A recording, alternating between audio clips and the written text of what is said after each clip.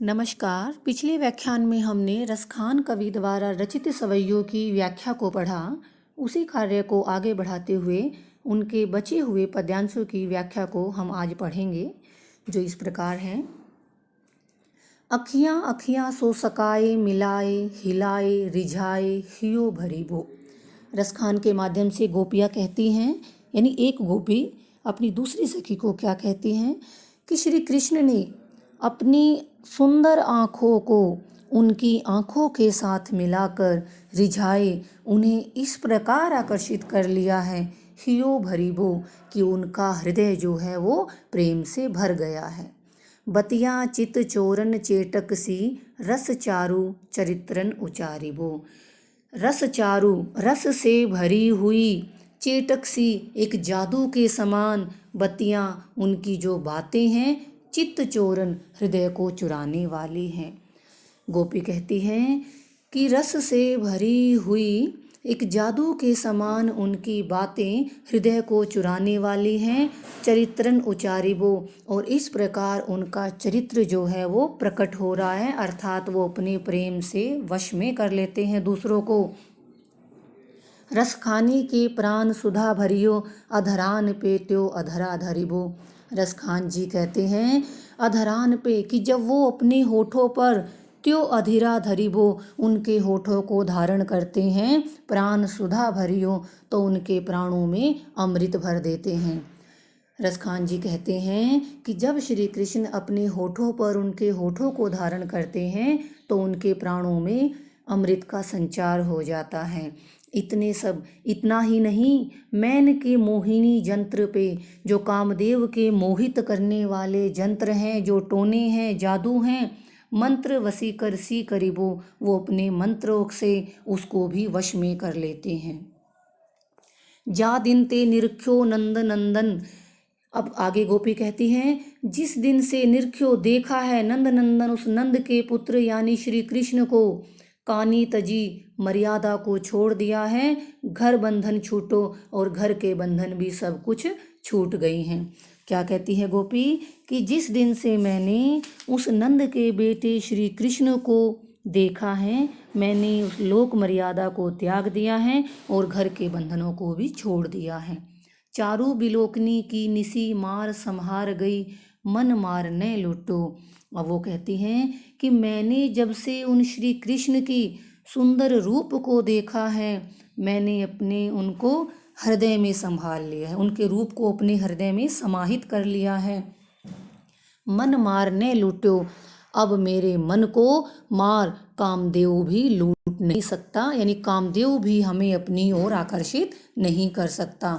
सागर को सरिता जिमी धावत, रहे कुल को पुल टूट्यो, कि जैसे सागर से मिलने के लिए सरिता नदी दौड़ती है और उसे कोई रोकता है तो वो अपने कुल को, किनारों को भी तोड़कर आगे बढ़ जाती है।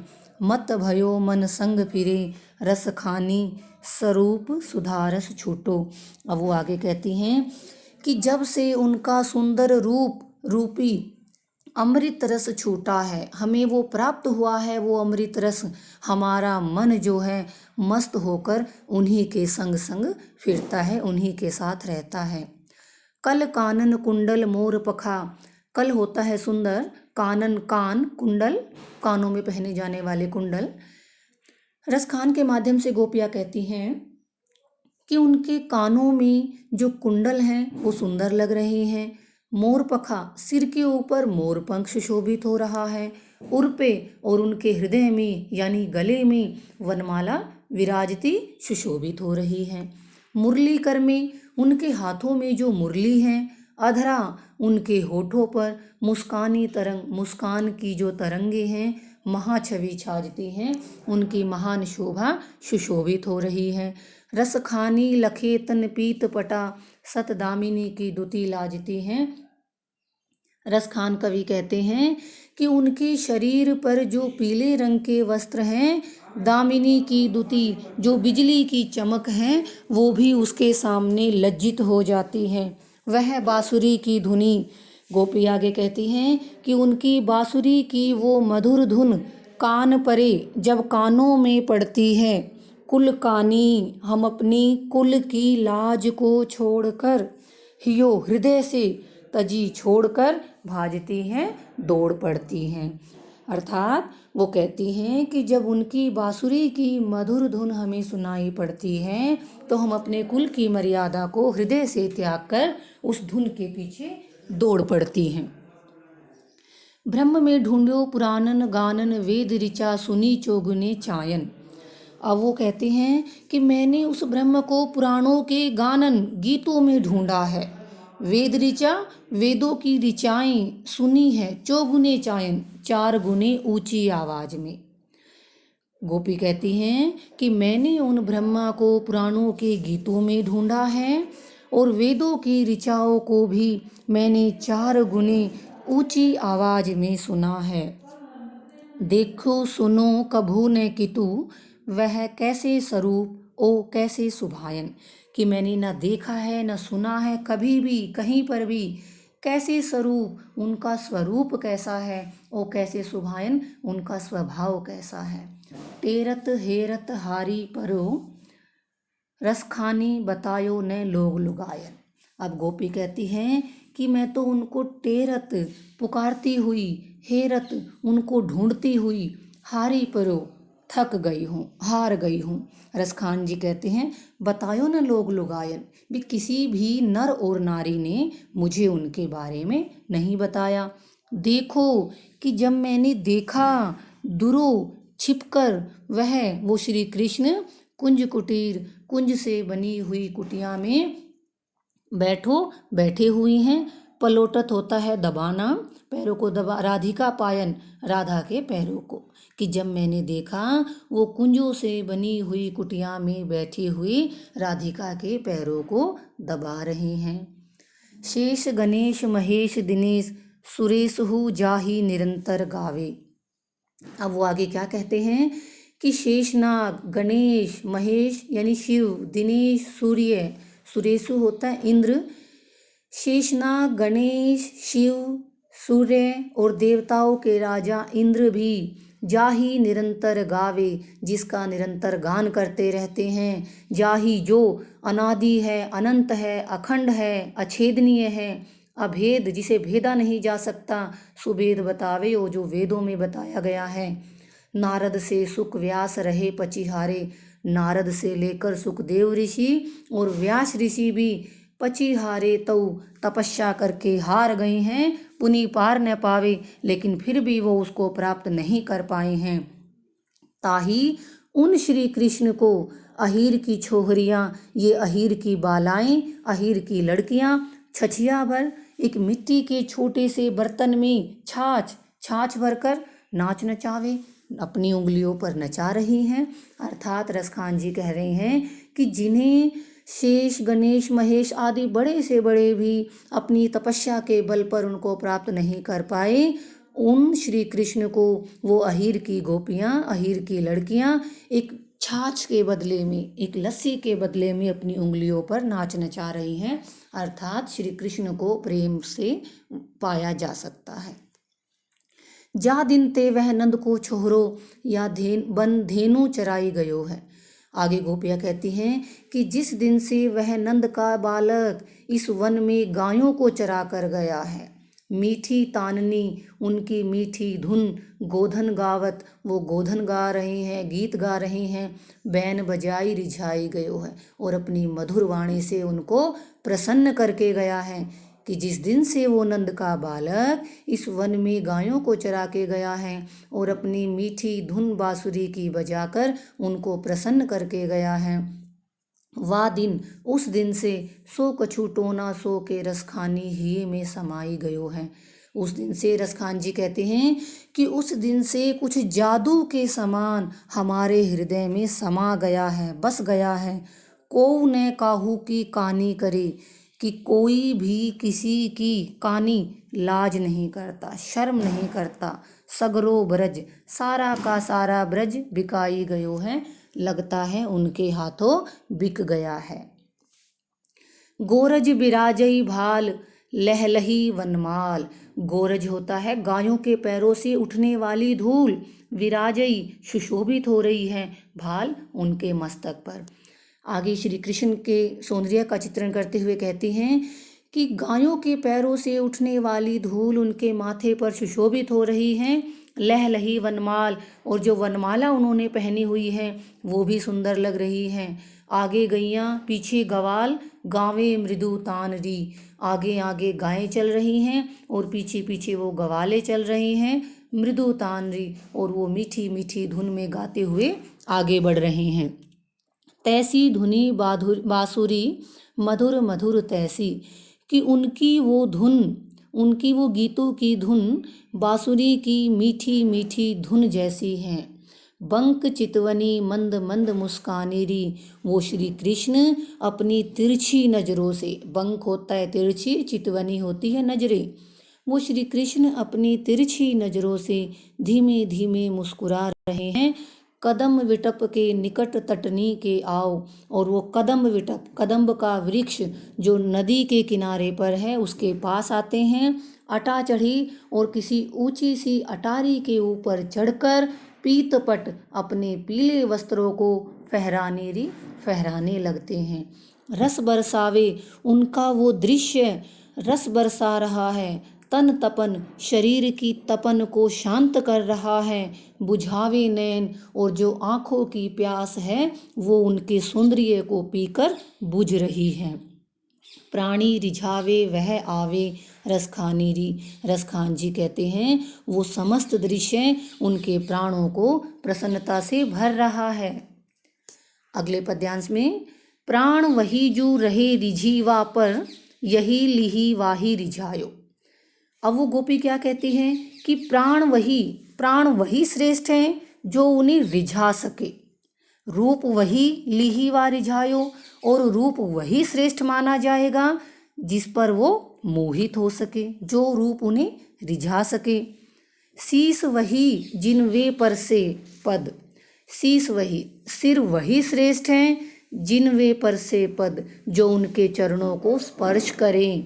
अंक वही, शरीर वही श्रेष्ठ हैं जिन वा परसायो, जिसका श्री कृष्ण ने स्पर्श किया हो। परसायो का मतलब होता है स्पर्श करना। दूध वही जो दुहायो री, दूध वही श्रेष्ठ हैं जो श्री कृष्ण ने दुहा हो। दही सु सही, जो वही ढरकायो, और दही वो ही अच्छी हैं जो श्री कृष्ण ने ढरका दी हो, गिरा दी हो, यानी लुढ़का दी हो। और कहाँ लो कहो रसखानी री, भाव वही जो वही मन भावो। रसखान के माध्यम से गोपियाँ कहती हैं कि हे सखी, मैं और कहाँ तक कहूँ, भाव वही श्रेष्ठ माने गए हैं जो वही मन भायो, जो श्री कृष्ण के मन को अच्छे लगे। अगला पद्यांश, बैन वही उनको गुन गाई, ओ कान वही उन बैन सो सानी। अब वो कहते हैं कि बैन वही, वाणी वो ही अच्छी होती है जो उनके गुणगान करती हो। कान वही, और कान वही श्रेष्ठ हैं बैन सो जानी, जो उनकी बोली गई वाणियों को सुने। हाथ वही उन गात सरे, हाथ वही श्रेष्ठ हैं जो उनके शरीर को छुएं, स्पर्श करें। अरु पाई वही जो उहु अनुजानी, और पैर वही श्रेष्ठ हैं जो उनका अनुसरण करे। अनुजानी होता है अनुसरण करना। जान वही उन प्राण के संग, जान वही श्रेष्ठ हैं जो उन श्री कृष्ण के प्राणों के साथ रहे। ओ मान वही जो करे मनमानी, और मान यानी सम्मान या प्रतिष्ठा वही श्रेष्ठ हैं जो उनसे अपनी मनमानी करवा सके, अपनी इच्छाएं पूरी करवा सके। त्यो रसखानी वही रसखानी, जो है रसखानी सो है रसखानी। अब इन पंक्ति में क्या कहते हैं कवि कि रसखान कवि कहते हैं वही रसखानी है, भी रस की खान वो ही है जो रस से युक्त है। 17वां पद्यांश, लाए समाधि रहे ब्रह्मादिक जोगी, भय पर अंत न पावे। कि ब्रह्मा आदि जितने भी योगी हैं वो समाधि लगाए हुए हैं पर अंत न पावे, परंतु उसको समझ नहीं पाए हैं, अभी तक उसको प्राप्त नहीं कर पाए हैं। सांझ ते भोर ही भोर ते सांझनी, कि शाम से लेकर सुबह हो गई है और सुबह से लेकर शाम तक शेष शेषनाग जी सदा नित नाम जपावे, हमेशा उन्हीं का नाम जपते रहते हैं। ढूंढ फिरे त्रिलोक में, साख सुनारद लेकर बीन बजावे। और नारद मुनि भी बीन यानी उनका जो वाद्य यंत्र है, जो वीणा को बजाते हुए तीनों लोकों में उनको ढूंढते हुए फिर रहे हैं, उनको भी वो मिले नहीं। ताही उन श्री कृष्ण को अहीर की छोहरियाँ, ये अहीर की बालाएं, ये अहीर की लड़कियाँ छछिया भर छाछ पे नाच नचावे। एक मिट्टी के छोटे से बर्तन में छाछ भरकर उसको अपने इशारों पर नाच नचा रही हैं। एक सू तीर्थ डोलत है, एक बार हजार पुराण बके है। एक लगे जप में तप में, एक सिद्ध समाधिन में अटके हैं। अब वो कहते हैं जो व्यर्थ के आडंबर से ईश्वर को पाने का प्रयास करते हैं, उनके ऊपर ये व्यंग करते हुए रसखान जी कहते हैं एक सो तीर्थ डोलत है। एक वो हैं जो तीर्थों की यात्रा करते हुए रहते हैं, एक बार हजार पुराण बके हैं। एक वो लोग हैं जो हजारों बार पुराण का व्यर्थ ही जाप करते रहते हैं। एक लगे जप में तप में, एक वो व्यक्ति हैं जो उन्हें पाने के लिए जप करते रहते हैं, तपस्या करते रहते हैं। और एक वो व्यक्ति हैं जो सिद्ध के रूप में समाधि लगाकर बैठे हुए हैं। चेत जू देखत हो रसखान, रसखान जी कहते हैं चेत जू कि जब मैंने सावधान होकर देखा, सुमूढ़ कि वो सारे मूर्ख हैं, महान शीघ्र होता सारे, कि वो सारे के सारे महामूर्ख हैं, भटके हैं और वो अपनी भक्ति के मार्ग से भटक गए हैं। साच ही वे जिन आपुन पो, यह श्याम गोपाल पे वारी छके हैं। साच ही वे कि सच्चे तो वो लोग हैं जिन्होंने आपुन पो अपने आप को न्यौछावर कर दिया है श्याम गोपाल पे, उस गोपाल श्री कृष्ण के ऊपर वारी होता है न्यौछावर कर देना, छके हैं और तृप्त हो गए हैं। रसखान जी कहते हैं कि सच्चे तो वो व्यक्ति हैं जिन्होंने अपने आप को श्री कृष्ण के ऊपर न्यौछावर कर दिया है और वो उनकी भक्ति से तृप्त हो गए हैं। अति सुंदर री ब्रज राजकुमार महामृदु बोलनी बोलत हैं। वो गोपी कहती है श्री कृष्ण के विषय में, ब्रज राजकुमार, जो ब्रज राजकुमार यानी श्री कृष्ण हैं वो बहुत ही सुंदर हैं, महामृदु कोमल बोलनी आवाज़ बोलत हैं, बोलते हैं, और वो बड़ी ही कोमल वाणी में बोलते हैं। लखी नैन की कोर कटाक्ष चलाई के लाज की गाठन खोलत हैं, कि जब वो अपनी आँखों के किनारों से कटाक्ष चलाते हैं, तिरछी नज़रों से जब वो देखते हैं, लाज की गाठन खोलते हैं। गोपियों को जो लज्जा अनुभव हो रही है उसकी गाठें भी खुल जाती हैं।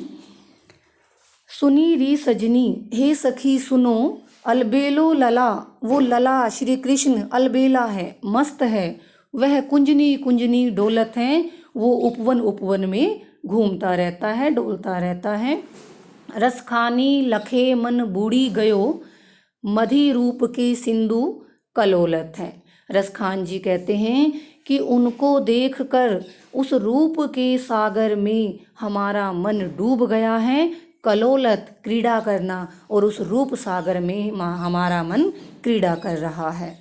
चंदन खोर पे बिंदु लगाए के, कुंजन ते निक्सो मुस्काते। चंदन की उनके माथे पर जो चंदन का खोर होता है, टीका, माथे पर लगे हुए चंदन के टीके पर बिंदु लगाकर, कुंजन ते निक्सो मुस्काते, वो उस वन से मुस्कुराते हुए निकल रही हैं। राजत है वनमाल गरे, उनके गले में वनमाला सुशोभित हो रही हैं। अरु और मोर पखा सिर पे फहरातो, और उनके सिर पर जो मोर पंख है वो फहरा रहे हैं। मैं जबते रसखान बिलोकती, मैंने, रसखान कवि कहते हैं कि मैंने जब से उन श्री कृष्ण को देखा है, कछु और ने मोही सुहातो, मुझे और कुछ भी अच्छा नहीं लगता। प्रीति की रीति में लाज कहाँ सखी है, सब सो बड़ नेह को नातो। प्रीति प्रेम का, रीति बंधन, वो गोपी कहती हैं कि प्रेम के उस बंधन में लज्जा कहाँ है हे सखी, प्रेम के बंधन में शर्म कहाँ, कैसी शर्म, सबसो बड़ नेह को नातो, सबसे बड़ा तो नेह होता है प्रेम, प्रेम का नाता सबसे बड़ा नाता होता है, प्रेम का बंधन सबसे बड़ा बंधन है। मिली खेलत फाग बढ़्यो, अनुराग सुराग सनी सुख की रमकी। अब आगे वो कहते हैं कि जब राधा और श्री कृष्ण मिली खेलत, मिलकर फाग बढ़ो, होली खेलते हैं, अनुराग तो उनका जो वो अनुराग है, जो प्रेम है वो बढ़ गया, सनी सुख की रमकई, और रमकई होता है अटखेलियाँ, और वो उस प्रेम से युक्त होकर सुख की अटखेलियाँ करने लगे। कर कुमकुम ले कंजमुखी प्रिय के दृग लावन को धमके, कर कुमकुम ले, अपने हाथों में कुमकुम लेकर, कंजमुखी कमल के मुख वाली वो नायिका यानी राधा अपने प्रिय श्री कृष्ण की आँखों को लगाने के लिए दौड़ती है, कुमकुम लगाने के लिए दौड़ती है। रसखानी, रसखान जी कहते हैं, गुलाल की धुंधर में, कि गुलाल के उस धुएं में, ब्रज बालन की दुती यो दम के, उन ब्रज गोपियों की चमक ऐसे चमक रही है, मनो सावन मांझ ललाई के मांझ, चहु दिसी ते चपला चमके। मानो सावन के महीने में जो लालिमा से युक्त आकाश होता है, उस आकाश में मानो चारों दिशाओं में बिजली चमक रही हो, ऐसे वो ब्रज की गोपियाँ उस गुलाल की धूल में चमक रही हैं। फूलत फूल सबे बन बागन, बोलत मोर बसंत के आवत। अब आगे वो गोपी कहती हैं कि सबे वन, सभी वनों में, फूलत फूल, फूल खिल गई हैं, बोलत मोर बसंत के आवत, और बसंत ऋतु के आने पर बागों में मोर बोल रहे हैं। कोयल की किलकार सुने, कोयल की आवाज़ को सुनकर सब कंत, सब पति विदेशन से तब धावत, जो विदेश चले गए थे वो सारे के सारे नायक वापिस आ गए हैं। ऐसे कठोर महारसखान, जो नेक हो मोरी ये पीर न पावत। रसखान के माध्यम से वो गोपी कहती हैं, लेकिन मेरे वो प्रिय इतने कठोर हृदय के हैं, जो नेक हो जरा सी भी मेरी इस पीड़ा को समझ नहीं पाते। हुक सी सालत है हिय में, जब बैरिन कोयल कूक सुनावत, कि जब ये बैरी, जब ये दुश्मन कोयल अपनी ये मीठी आवाज़ में कूकती हैं, तो मेरे हृदय में एक पीड़ा सी उठती है, एक दर्द सा उठता है। ऐसा क्यों कह रही है गोपी? क्योंकि वो पहले ही कह चुकी हैं कि इस कोयल की आवाज़ को सुनकर जो विदेश गए हुए नायक हैं वो सभी अपनी नायिकाओं के पास वापस लौट आए हैं, लेकिन वो कहती है कि मेरे नायक इतने कठोर हैं जो मेरी पीड़ा को समझ नहीं पा रहे, इसीलिए मेरे हृदय में एक पीड़ा सी उठती है। बिरहा की जो आँच लगी तन में, जब जाए परी जमुना जल में। वो गोपी कहती है आगे कि जब वो विरह की आग, वो उनसे दूर होने की जो दुख है, वो दुख रूपी अग्नि है, जब मेरे शरीर में लगी, मुझे उसने दुख दिया, जब जाए परी जमुना जल में, तो मैं उसको शांत करने के लिए यमुना के पानी में कूद गई। बिरहा नलते जली सूख गयो, कि मेरी उस विरह की अग्नि से उस यमुना का जल भी सूख गया। मछली बही, मछलियाँ उसको छोड़कर चली गई तल में, और मैं सीधे उस तलहटी में पहुँच गई। जब रेत फटी रूह पाताल गई, कि जब वो तलहटी में पहुँचने के बाद मेरे विरह से रेत भी फट गई और मैं पाताल लोक पहुँच गई, तब शेष जरो धरती तल में, तो धरती की सतह तली में जो शेषनाग विराजमान थे वो भी मेरे विरह से जल गए। रसखान तबई यही आँच मिटे, जब आए के शाम लगे गल में। रसखान जी कहते हैं कि मेरी ये विरह की अग्नि तभी समाप्त हो सकती है जब श्री कृष्ण जो है आकर मुझे अपने गले से लगाएं। गोकुल नाथ वियोग प्रलय जिमी, गोपिन नंद जसोमती जो पर। गोकुलनाथ उन श्री कृष्ण के वियोग में प्रलय जिमी, प्रलय के समान है, गोपिन गोपियों पर, नंद बाबा पर, जसोमती और यशोदा माता पर। श्री कृष्ण का वियोग गोपियों, नंद और यशोदा के लिए एक प्रलय के समान है। बाही गयो असवन प्रवाह, भयो जल में ब्रजलोक तिहुपुर। उनके वियोग में उनकी आंखों से आंसुओं का प्रवाह ऐसे बह गया, ब्रजलोक तिहुपुर, और पूरा का पूरा लोक जो है उनके आंसू रूपी जल में बह गया। तीर्थ राजसी राधिका प्राण सु, तो रसखान मनो ब्रजभूमि पर। रसखान जी कहते हैं तीर्थ राजसी कि तीर्थों में पवित्र उस प्रयागराज के समान राधा जो है ब्रजभूमि पर, इस ब्रजभूमि के ऊपर है। रसखान जी कहते हैं कि इस ब्रजभूमि के ऊपर राधा उस तीर्थों के राजा प्रयागराज के समान है। पूर्ण ब्रह्म है, ध्यान रहो पिए ओधी अखेवट पात के ऊपर। रसखान जी कहते हैं कि वो श्री कृष्ण पूर्ण ब्रह्मा है, ध्यान रहो, उनको ये ध्यान रहता है। ओधी कि एक ऐसा समय था अखेवट, जब उस अक्षय वट के पत्ते के ऊपर वो विराजमान हुए थे। अर्थात वो ये कहना चाहते हैं रसखान जी कि वो श्री कृष्ण पूर्ण ब्रह्म हैं, उन्हें सभी के कष्टों का ध्यान रहता है कि जैसे प्रलय के समय उन्होंने अक्षय वट के पत्ते की भी रक्षा की थी, तो राधा के भी वियोग को जरूर शांत करेंगे। ऐ सजनी जब ते मैं सुनी, मथुरा नगरी वर्षा ऋतु आई। अब वो कहती है हे सखी कि जब से मैंने सुना है कि मथुरा नगरी में वर्षा ऋतु आ गई है, तई लई रसखान स्नेह की ताननी, कोकिल मोर मल्हार मचाई। रसखान जी कहते हैं कि उनकी स्नेह की धुन, जो श्री कृष्ण के स्नेह की प्रेम की वो धुन है, उसे सुनकर कोकिल कोयल मोर मोर ने मल्हार मचाई, मानो राग मल्हार शुरू कर दिया है।